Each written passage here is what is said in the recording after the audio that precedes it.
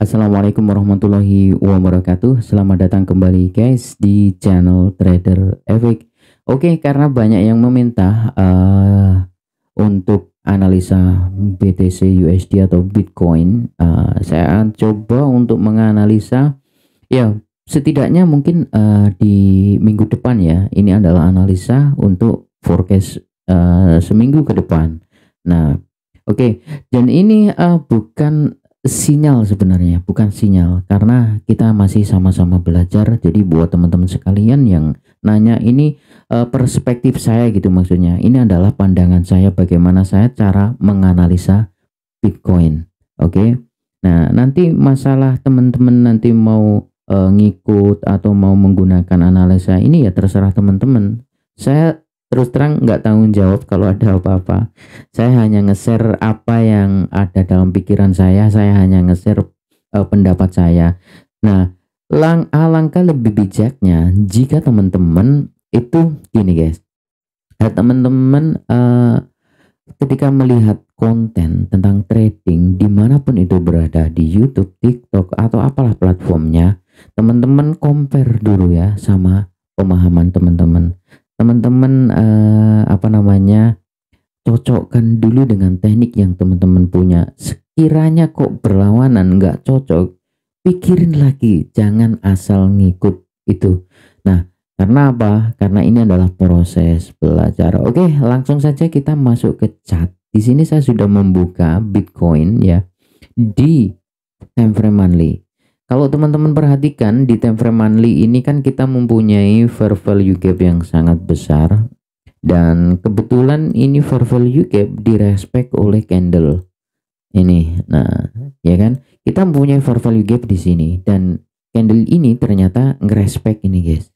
Ini direspek. Nah, yang jadi permasalahannya ketika ngerespek candle ini dia nggak mampu break. Jadi makanya ini masih sedang bermain-main di sini. Mungkinkah candle yang ini nanti akan mampu ngebreak ke atas? Ya, ini sekarang bulan Februari tanggal ya belum pertengahan ya, masih tanggal 9. Oke, masih di awal minggu kedua. Oke. Nah, jadi permasalahannya juga ini dia ini kan nge-sweep di sini. Tapi sweepnya ini kalau menurut saya dia sweep seperti ini tapi close-nya mampu di atasnya ini masih dorongan kuat naik gitu. Ini pandangan saya. Pandangan saya untuk di time frame monthly. Jadi secara perspektif monthly untuk Bitcoin ini menurut saya masih up. Oke, masih up. Karena ini adalah monthly, tentu ketika ada gerakan kecil turun di time frame kecilnya mungkin sudah tren turun. Nah, begini, menurut perspektif monthly, ketika harga ini mau turun, menurut saya ketika kita mau menjadi seller dengan menggunakan perspektif monthly, maka setidaknya value gap ini harus di broken dulu. Oke, ini harus di break dulu. Kalau ini nggak di break, ya jangan berpikir jadi seller dulu untuk perspektif monthly. Lah kalau nanti di time frame yang kecil bagaimana? Ya bisa jadi kita bisa mencari sell posisi mungkin di area sini sampai sini, karena ini time frame monthly jelas ringnya panjang. Oke. Oke, selanjutnya kita open di weekly time frame. Di weekly time frame apa informasi yang bisa kita dapat? Nah, ini saya rapikan dulu begini. Oke, nah nah gini guys. Oke. Di weekly time frame yang kita dapati adalah ada sebenarnya permulaan dorongan untuk turun ke bawah. Dari mana? Dari sweep ini. Sweep ini menunjukkan arah bahwa harga secara perspektif weekly ya ini mau turun. Namun turunnya dia ini masih ragu ya, kalau menurut saya nggak ada powernya gitu, karena di sini banyak sekali support resisten yang menahan. Oke. Dan ini adalah sideways ya. Oke. Jadi ya itu aja. Kalau secara weekly ya saya masih jujur aja ini membingungkan. Satu-satunya yang bisa kita pikirkan adalah ini arahnya turun. Kalau turun targetnya mana? Ya sini. Oke, targetnya itu sini. Nah, Permasalahannya bagaimana cara harga ini bisa sampai ke sini? Apa aja pendorong bisa sampai ke sini dan apa aja yang menghalangi nanti harga untuk bisa sampai ke sini? Kalau dari perspektif weekly ini kira-kira apa? Oke, dorongan yang dia gunakan adalah engulfing di sini.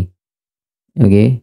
Nah, kok tahu? Ya tahu karena sudah terjadi di sini nih, ya kan? Ini kan sudah terjadi. Oke. Nah, ini ada shadow naik ke sini terus hanya nyentuh aja kemudian turun. Lalu ditahan oleh apa? Kita punya support di sini. Nih support. Oke. Di sini support. Nah, oke. Nah, yang jadi permasalahannya adalah bagaimana cara kita membacanya. Nah, ini juga support, resisten. Oke, resisten. Oke. Gini. Kalau kita melihat ini kan close candle yang terakhir ini kan merah.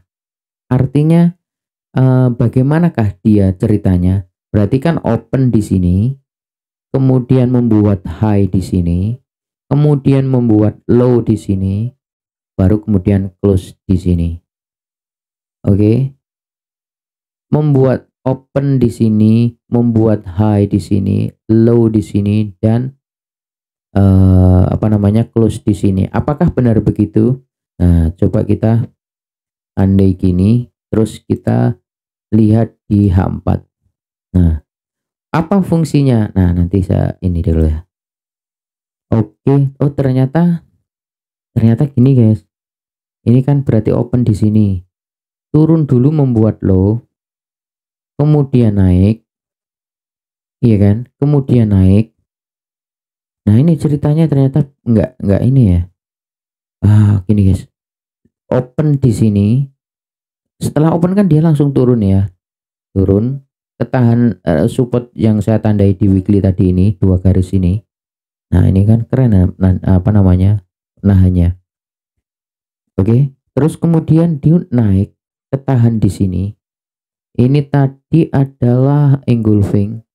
Kemudian turun terus close di sini. Artinya kalau kita menggunakan ini support dan ini engulfing, sebenarnya harga terakhir itu dari mana? Dari sini ya. Dari sini ya. Sorry. Oke, dari sinilah, dari sini kan. Oke, kalau dari sini turun ke sini, kira-kira tuh kan tujuannya tuh di bawah ya. Tujuannya di bawah. Berarti tujuan dia itu ke sini. Itu saya mikirnya. Oke, bentar saya hapus. Berarti kalau melihat seperti ini, memang kalau saya pribadi setelah melihat di H4 ini pun ceritanya seperti ini, maka narasi saya adalah Bitcoin ini masih akan ada turun. Nah, ini kan kompresi, mungkin kompresi ini belum clear, masih akan turun, menjemput order di bawah. Ya, mungkin di sini lagi atau mungkin malah ngambil sell set di sini, ya kan. Nah, gitu. Nah, bagaimana caranya harga misal ya, ini sekarang ya seperti di weekly tadi. Seperti di weekly tadi, saya menarasikan bahwa Bitcoin itu mau ngambil sell set di sini. Caranya bagaimana? Oke, caranya bagaimana? Oke, karena kita mempunyai ini. Nah, oke. Ini yang kan menahan harga. Artinya saya akan menjadi seller jika dia break kayak gini. Oke. Terus kemudian koreksi gini. Dan di time frame kecil ini di sini dia membuat konfirmasi. Kemudian turun ke sini. Nah, gini. Tapi kalau misalkan ini nggak di broke, bagaimana saya menjadi buyer? Oke, caranya adalah kita lihat nih di kiri di mana ada kita mempunyai ini, kita juga mempunyai ini, ya kan? Setidaknya ya harga harus mampu close di atasnya sini dulu. Nah, bagaimana caranya? Ini naik gini, tunggu seperti ini, terus cari di sini ada nggak fair value gap yang dibentuk. Kalau misalkan nggak ada tapi ini menggunakan power yang cukup, kita bisa mencari buy di sini. Nah, target ya ke sini dulu atau ya sampai ke sini. Nah, gitu narasi saya. Kenapa kok sampai ke sini? Nah, di sini ada kita punya ini fair value gap. Ini ya. Nah, oke. Ya, oke. Sorry. Oke, kayak gini ya. Nah, ini guys. Jadi untuk Bitcoin menurut saya tuh gini ya, pandangan saya. Ada kemungkinan dia turun itu ke sini dan ya mungkin hanya ngambil sini aja bisa. Jadi intinya tuh hati-hati, lihatlah. Makanya saya berharap itu gini. Ini diambil, di broke, ada close candle. Syukur-syukur nanti ini kalau lebih powerful itu membuat fair value gap juga. Ada inversion, ada fair value gap di sini. Jadi nanti lebih strong. Targetnya ke sini. Gitu. Nah, cuman kalau jangan jauh dulu, takutnya ini hanya di sweep terus langsung terbang, nggak memberi kesempatan kita untuk nge-close posisi. Nah, kalau secara di weekly tadi ini ya targetnya. Jadi kalau ya kemungkinan menurut saya kalau kita ngambil target di sini ya oke lah gitu. Oke, gitu pandangan saya untuk jadi mungkin ya ini kan pandangan saya. Jadi buat teman-teman itu jangan lihat hasilnya ini, tapi cara mikirnya gitu maksud saya.